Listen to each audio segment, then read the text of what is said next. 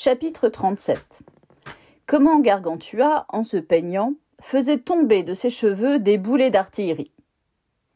Passé la rive de Vède, ils abordèrent peu de temps après au château de Grand-Gousier, qui les attendait avec un grand désir.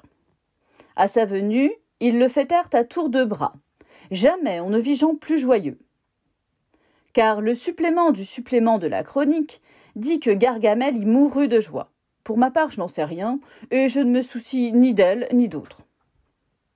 La vérité fut que Gargantua, renouvelant ses vêtements et se peignant de son peigne, qui était grand de 100 cannes garnies de 100 défenses d'éléphant tout entières, faisait tomber à chaque coup plus de 7 balles de boulets qui lui étaient restées dans les cheveux à la démolition du bois de Vède. Ce que, voyant, Grand-Gousier, son père, croyait que c'était des poux, et il lui dit « Vraiment, mon fils, tu nous as apporté jusqu'ici des éperviers de Montaigu ?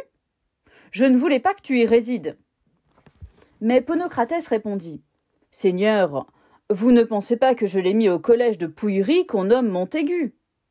J'aurais préféré le mettre parmi les gueux du cimetière de Saint-Innocent à cause de l'énorme cruauté et de la vilainie que j'y ai connue. Car les esclaves sont mieux traités chez les Maures et les Tartares, les meurtriers dans la prison criminelle, et certes bien mieux les chiens dans votre maison, que ne sont ces misérables dans ce collège.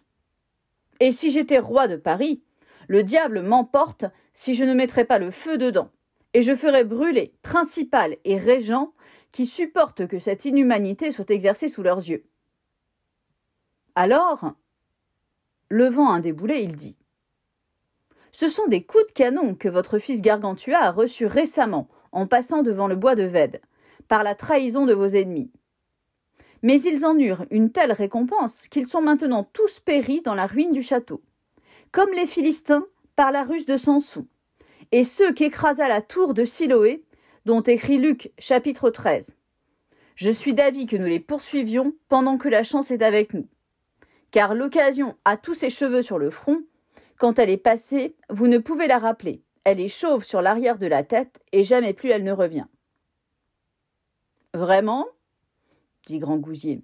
« Ce ne sera pas à cette heure-ci, car je veux vous festoyer pour ce soir, et soyez les très bienvenus. » Cela dit, on apprêta le souper, et furent rôtis en supplément 16 bœufs, 3 génisses, 32 veaux, 63 chevreaux de lait, 95 moutons, 300 cochons de lait à la sauce au vin, 220 perdrix, 700 bécasses, 400 chapons du loup du Noix et de Cornouailles, 6000 poulets et autant de pigeons, 600 guélinottes, 1400 levreaux, 303 outardes et 7000 petits chapons.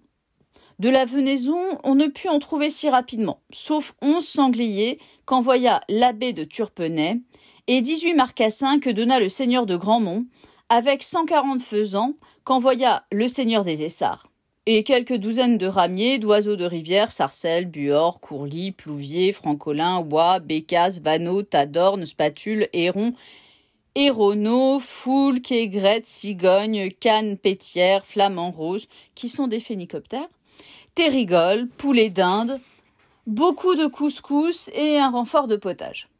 Sans faute, il y avait abondance de vivres, et ils furent apprêtés comme il faut par Fripe-Sauce, Hochepeau et Pilverjus, cuisiniers de Grand-Gousier.